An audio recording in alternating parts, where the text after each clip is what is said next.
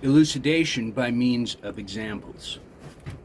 Aesthetical judgments can be divided just like theoretical, logical judgments into empirical and pure.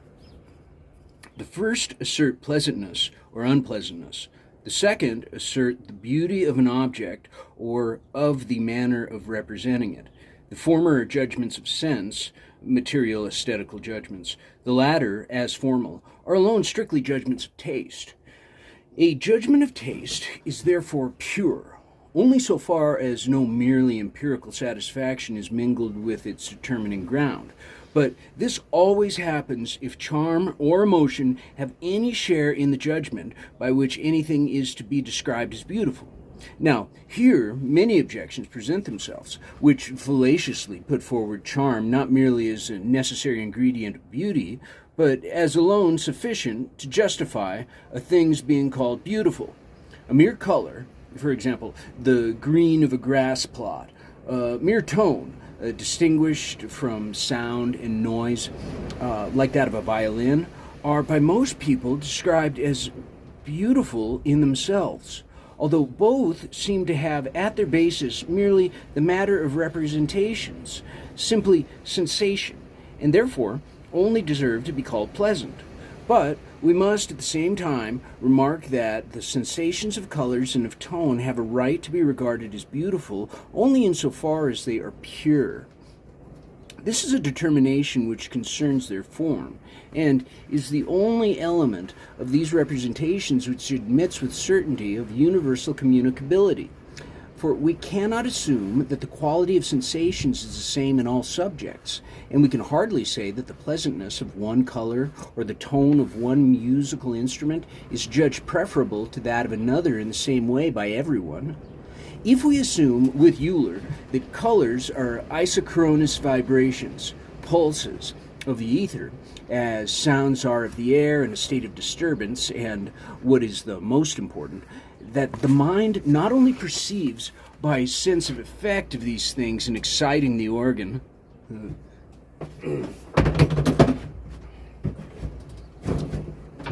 but also perceives by reflection the regular play of impressions, and thus the form of the combination of different representations, which I very much doubt. Then colors and tone cannot be reckoned as mere sensations, but as the formal determination of the unity of a manifold of sensations, and thus as beauties. But pure in a simple mode of sensation means that its uniformity is troubled and interrupted by no foreign sensation, and it belongs merely to the form, because here we can abstract from the quality of that mode of sensation, abstract from the colors and tone, if any, which it represents. Hence, all simple colors, so far as they are pure, are regarded as beautiful. Composite colors have not this advantage, because as they are not simple, we have no standard for judging whether they should be called pure or not.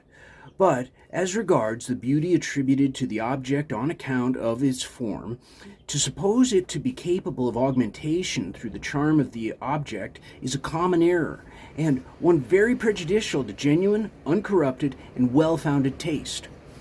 We can doubtless add these charms to beauty in order to interest the mind by the representation of the object, apart from the bare satisfaction received, and thus they may serve as a recommendation of taste and its cultivation, especially when it is yet crude and unexercised.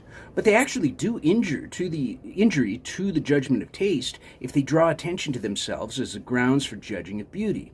So far are they from adding to the beauty that they must only be admitted by indulgence as aliens, and, provided always that they do not disturb the beautiful form, in cases when taste is yet weak and unexercised.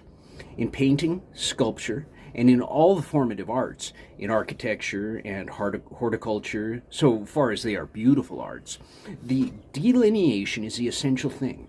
And here it is not what gratifies in sensation, but what pleases by means of its form that is fundamental for taste. The colors which light up the sketch belong to the charm. They may indeed enliven the object for sensation, but they cannot make it worthy of contemplation and beautiful. In most cases, they're rather limited by the requirements of the beautiful form, and even where charm is permissible, it is ennobled solely by this. Every form of the object of sense, both of external sense and also immediately of internal, is either figure or play. In the latter case, it is either play of figures in space, pantomime, and dancing, or the mere play of sensations in time. The charm of colors or of the pleasant tones of an instrument may be added, but the delineation in the first case and the composition in the second constitute the proper object of the pure judgment of taste.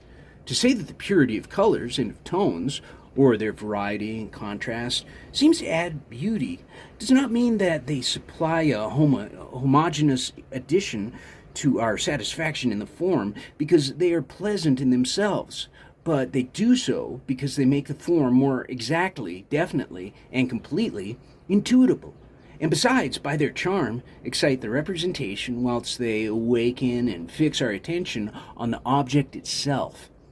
Even what we call ornaments, for example, those objects which do not belong to the complete representation of the object internally as elements but only externally as complements, and which augment the satisfaction of taste, do so only by their form, as, for example, the frames of pictures, or the draperies of statues, or the colonnades of palaces. But if the ornament does not itself consist in beautiful form, and if it is used as a golden frame is used, merely to recommend the painting by its charm, it is then called finery, and injures genuine beauty. Emotion, that is a sensation in which pleasantness is produced by means of a momentary checking and a consequent but more powerful outflow of the vital force, do not belong at all to beauty. But sublimity, with which the feeling of emotion is bound up, requires a different standard of judgment from that which is at the foundation of taste, and thus a pure judgment of taste has for its determining ground neither charm nor emotion. In a word, no sensation is the material of the aesthetical judgment.